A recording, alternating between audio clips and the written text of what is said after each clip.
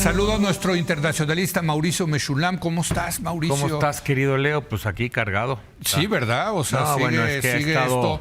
Leía hoy en el periódico que por fin Biden dijo, no les vamos a mandar armas a Israel para presionarlos para que haya un cese al fuego. ¿Es correcto esta información? Sí, es correcta la información, lo declara Biden, lo reconoce el secretario de Defensa estadounidense, Lloyd Austin, sí. Y el día de hoy hemos tenido declaraciones en muchos sentidos porque esto ya se hizo muy público. Es un terremoto, dice Richard Haass, un exfuncionario muy importante en las administraciones Bush, en ambas, y además el exdirector del Council of Foreign Affairs. Entonces, ¿de qué se trata este terremoto? A ver, yo creo que aquí lo más importante es analizar el sitio donde nos encontramos. Venga.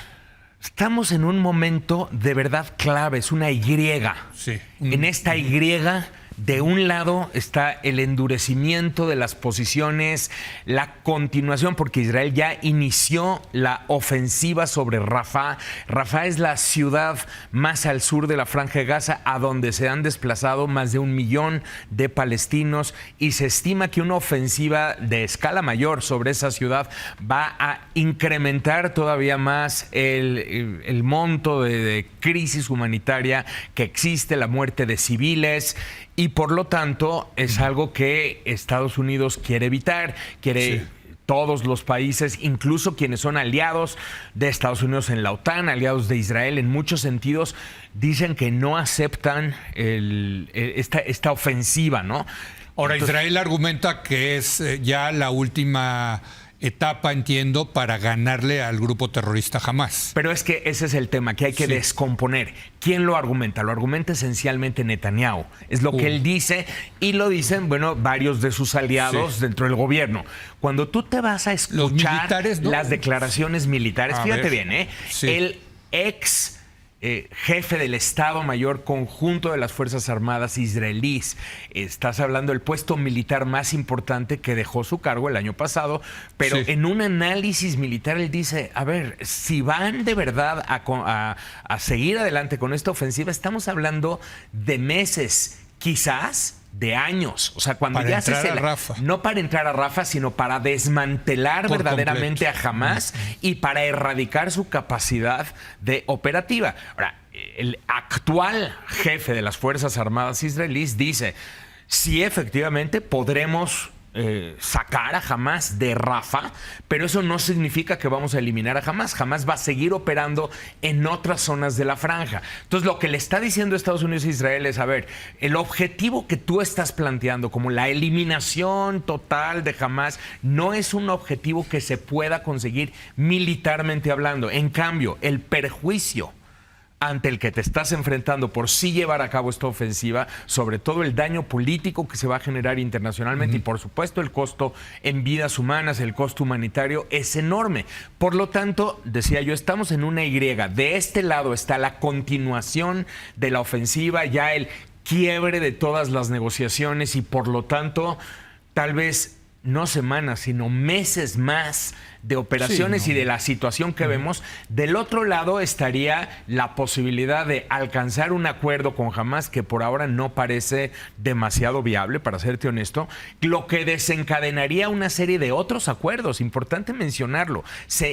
Esto se podría conectar con un acuerdo con Arabia Saudita para normalizar las relaciones con Israel, posiblemente la apertura para, no ahora mismo, pero sí para dentro de algunos años, pensar en las negociaciones de 2 estados y en la formación del Estado palestino y por lo tanto un cambio en toda la ecuación de seguridad. Todo esto podría desencadenarse, pero para eso, este es el tema, Israel tendría que renunciar en este momento a su meta que ha indicado como la destrucción, desmantelamiento de Hamás. Entonces, políticamente no ha sido vendible porque Netanyahu así lo ha transmitido. No ha sido vendible en Israel. En Israel. Porque, digo, un acuerdo con Arabia Saudita, un cese al fuego, en fin. No es vendible porque esto implica, o sea, si yo te transmito a ti como población israelí que voy a renunciar a desmantelar Hamás,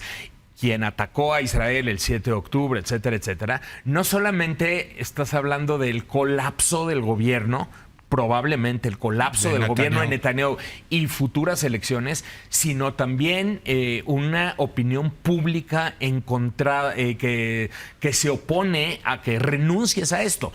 Ahora bien, a ver, pero déjame está aquí el tema de los rehenes, importante mencionar. Sí, antes de que entre, porque entiendo la opinión pública en Israel que no es vendible esto. Pero como decía Isaac Rabin, para citarlo, el problema de hacer la paz es que la tienes que hacer con el enemigo. Así es. Entonces, en algún momento tienes que sentarte con Hamás y llegar a un acuerdo. Así es. ¿O no? Lo que pasa es que...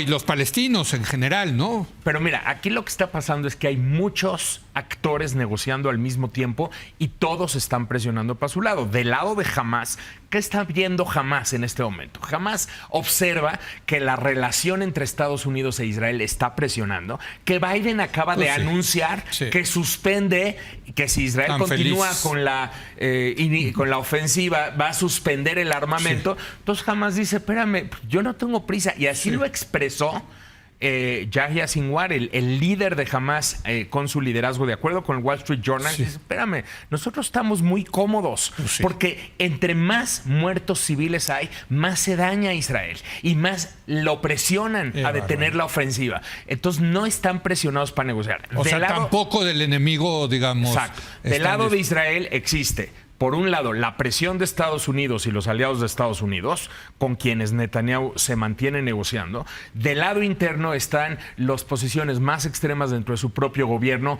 que le dicen ninguna clase de acuerdo, vas por todo sí o sí.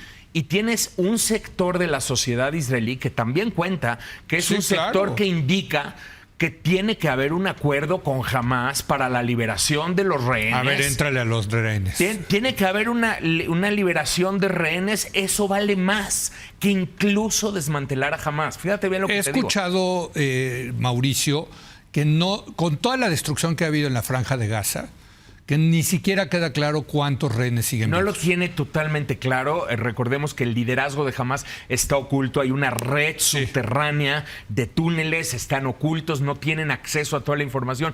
Muchos de los rehenes no fueron tomados por Hamás, fueron tomados por la Yihad Islámica y otras agrupaciones.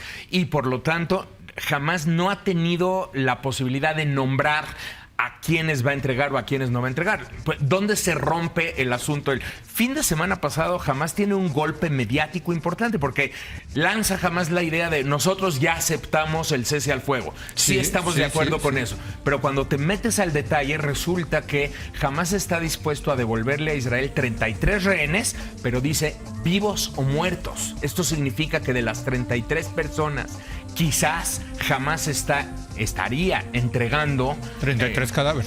Sí, probablemente. Es decir, 33 personas muertas o la mitad y la mitad, no sabemos.